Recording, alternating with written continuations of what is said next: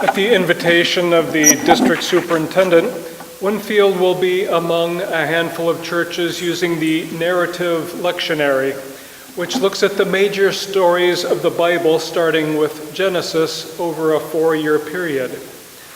So we begin today with the story of Noah from Genesis 6, 8, and 9. That's found on page number 5 in your pew Bibles. The Lord saw that the wickedness of man was great in the earth, and that every imagination of the thoughts of his heart was only evil continually. And the Lord was sorry that he had made man on the earth, and it grieved him to his heart. So the Lord said, I will blot out man whom I have created from the face of the ground, man and beast and creeping things and birds of the air, for I am sorry that I have made them.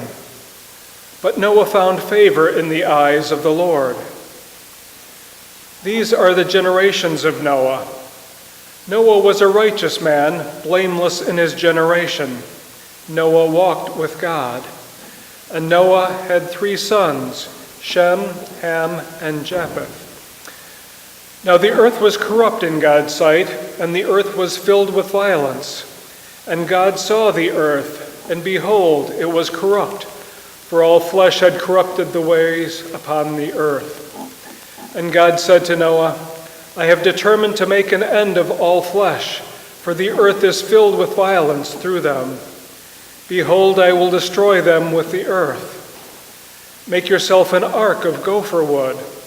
Make rooms in the ark and cover it inside and outside with pitch. This is how you are to make it.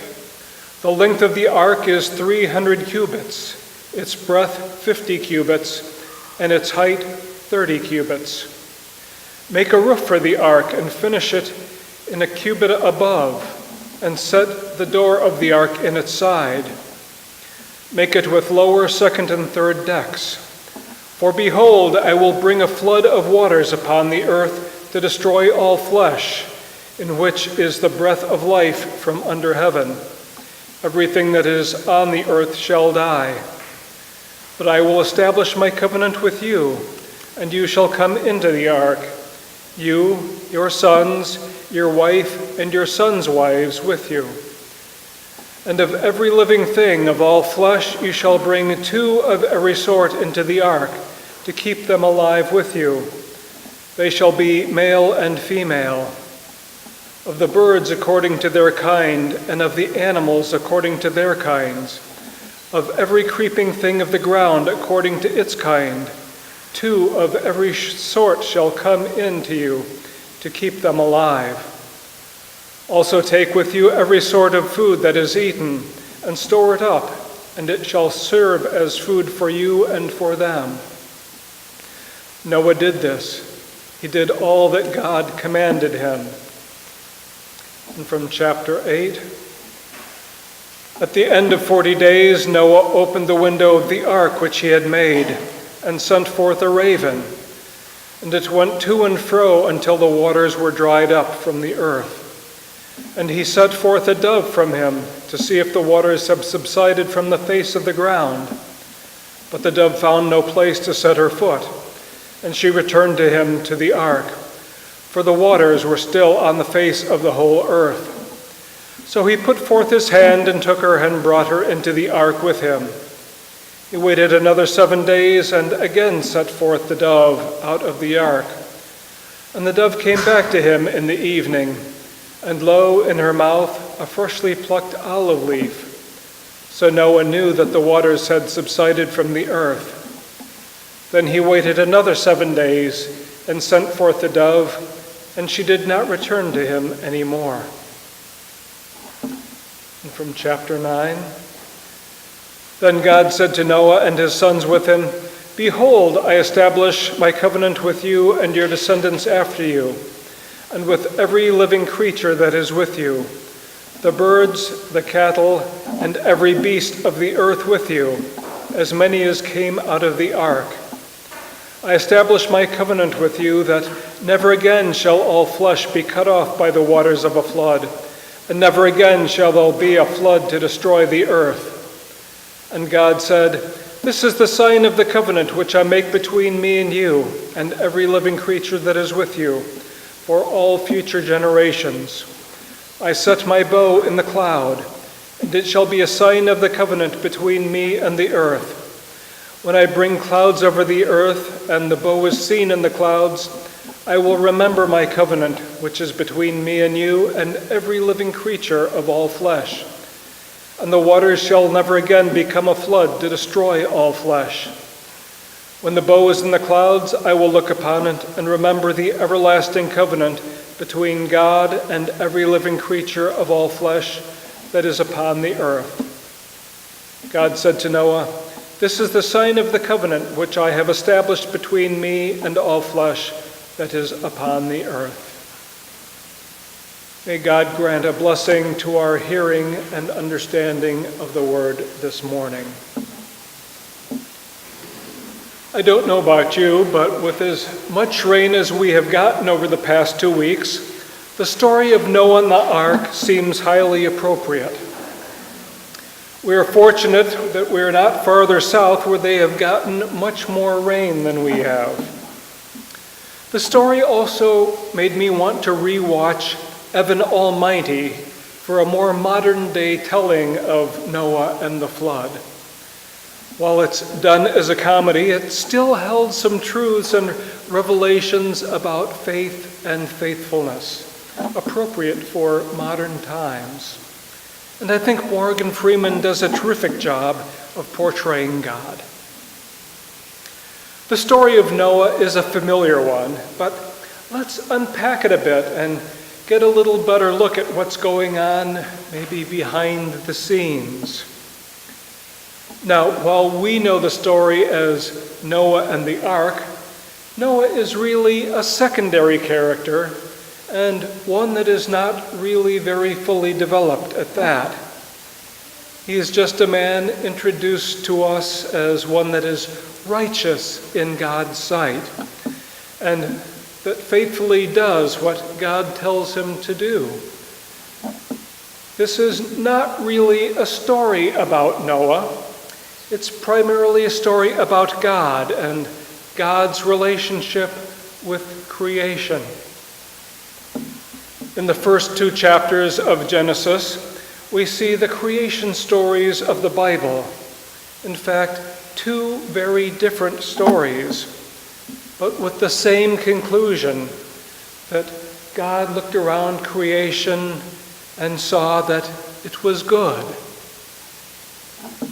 Now, jumping ahead only a few chapters, God is disappointed and sad that all the good that was built into creation has been tainted by the continually evil and wicked thoughts and inclinations of humanity. Now, God appears to be less of an angry, vengeful judge than a sorrowful, grieving parent upset over the naughtiness of humanity. God regrets having made creation in light of humanity's selfish visions and actions, compared with the good that God had intended for creation.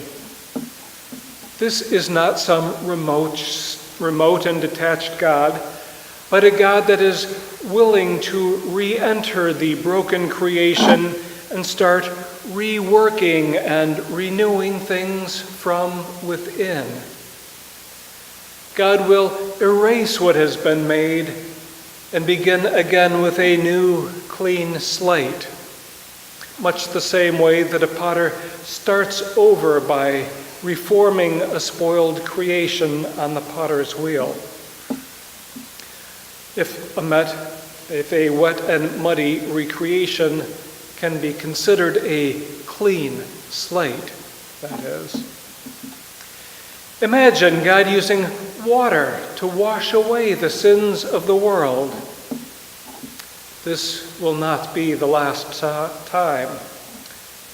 But we notice that it was not a total do-over, as God carried some of the good creation forward through Noah and his family, as well as representatives of all the animals, with the exceptions of the unicorns, but that's a different story.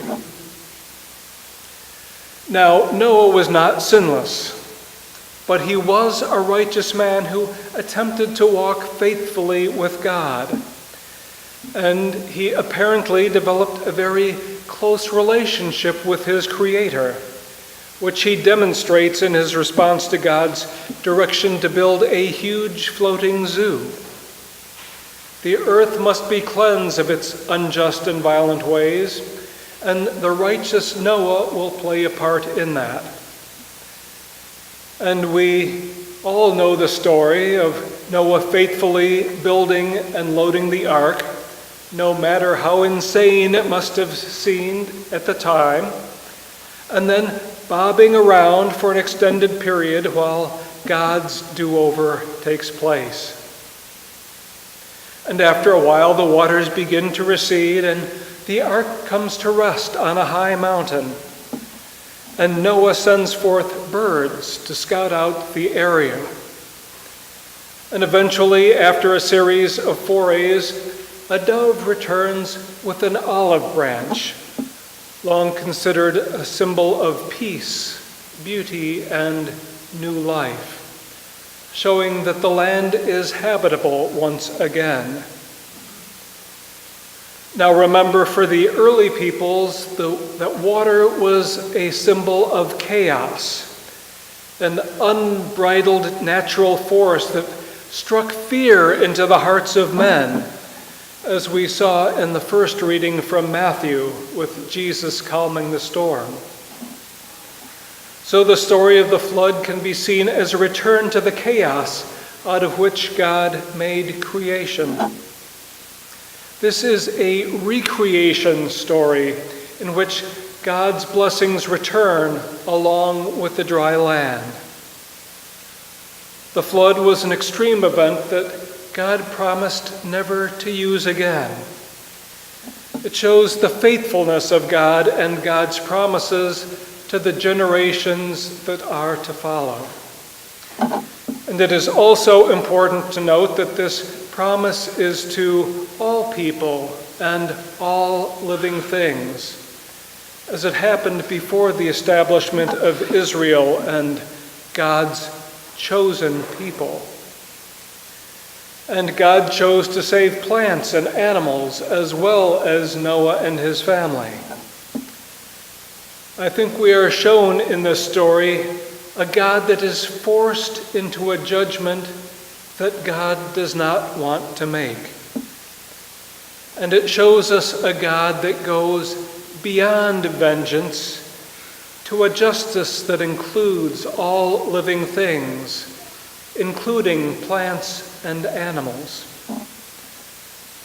God commits to dealing with a future continued in a less than perfect world with a less than perfect people.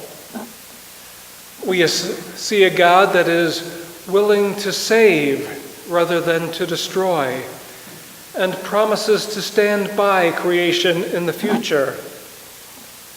God is involved in the world, committed to the world, and willing to do things in a new way. And while the flood offers humanity a new beginning, the largest effect seems to be a change in God.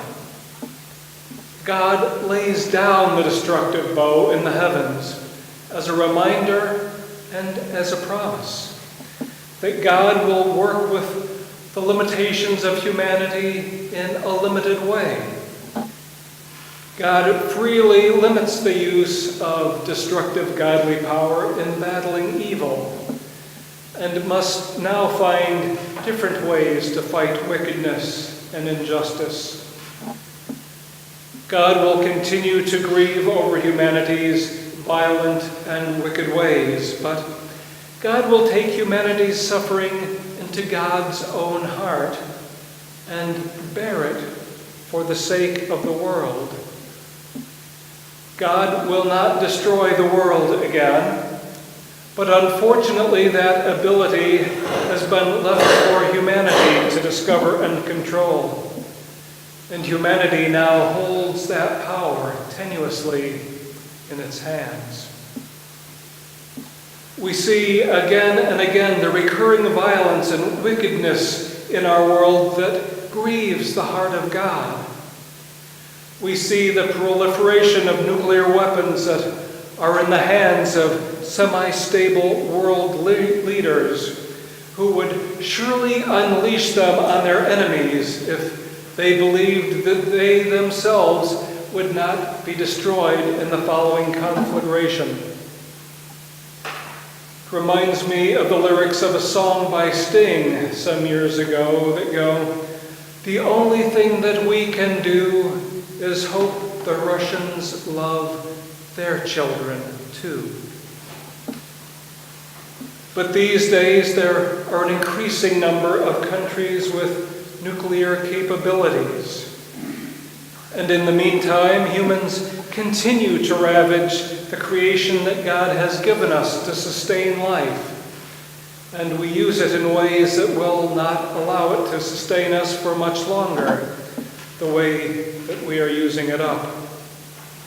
We continue to pollute, rip, and strip away our natural resources, including the plant and animal life that God also saved along with Noah, with little regard for what we are doing and what it will mean for future generations. We seem to live only for the now and leave the future to fend for itself in the face of unbridled consumerism. God continues to struggle and grieve with us, trying to show us a better way. God continues to struggle with humanity, even as we seem less and less willing to follow the example that God has given us in Jesus. We seem to constantly side with sin and violence over love and compassion. We demand more than our fair share at the expense of others and show little compassion for those who are not strong or powerful enough to wrest what they need away from the world. Today, God continues to work to contain sinful and violent human nature through the use of water. The water of baptism that can make us new creations in Christ.